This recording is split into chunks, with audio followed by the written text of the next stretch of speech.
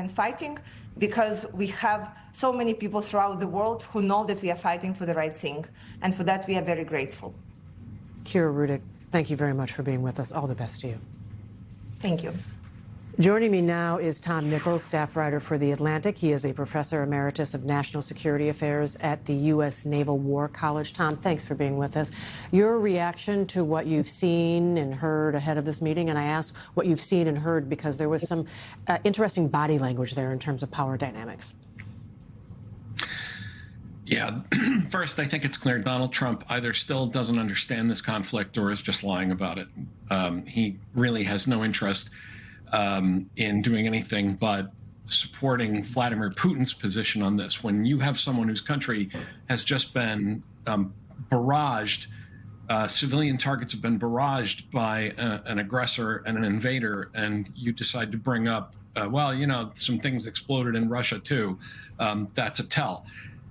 The other problem here, that one of the things I noticed is that any president, even a president who tilted toward Russia and wanted to bring this conflict to a conclusion, should have taken what happened over the weekend, over the past week, as a signal that Vladimir Putin was humiliating the United States, that he knew Zelenskyy was going to come here. He knows this peace plan is in the works, and he unleashes this incredible onslaught against civilians to make his point that he doesn't care about that Putin doesn't care about these things, and wants to show that he will continue murdering people. Now, any competent president would have said, that's a deal breaker right now. We're not going to talk about peace plans. We're going to help Ukraine. We're going to send more aid. We're going to send more weapons until Putin stops doing what he's doing. But Putin does it because he knows that he has Donald Trump on a string, that he can do this, and that Trump's reaction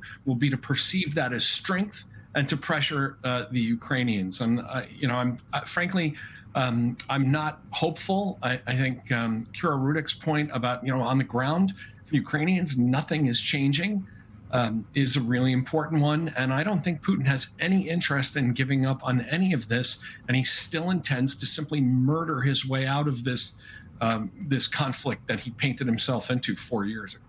Now, as we know, President Trump spoke with Vladimir Putin ahead of this meeting with Zelenskyy. He plans to speak with him again afterwards. He said that ahead of their meeting. What does that tell you? It's from the point of diplomatic practice, it's insane.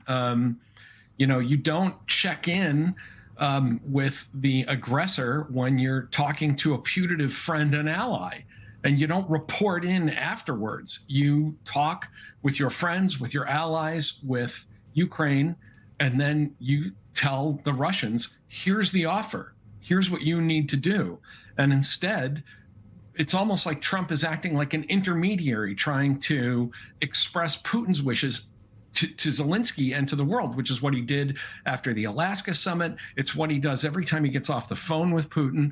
The fact is, Vladimir Putin has this hold over Donald Trump that makes Trump and the American government into basically a de facto ally of Russia.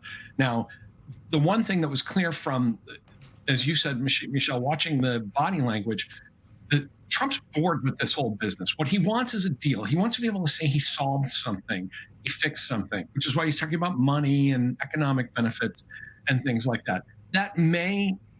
that's always possibly the wedge that works in Ukraine's favor.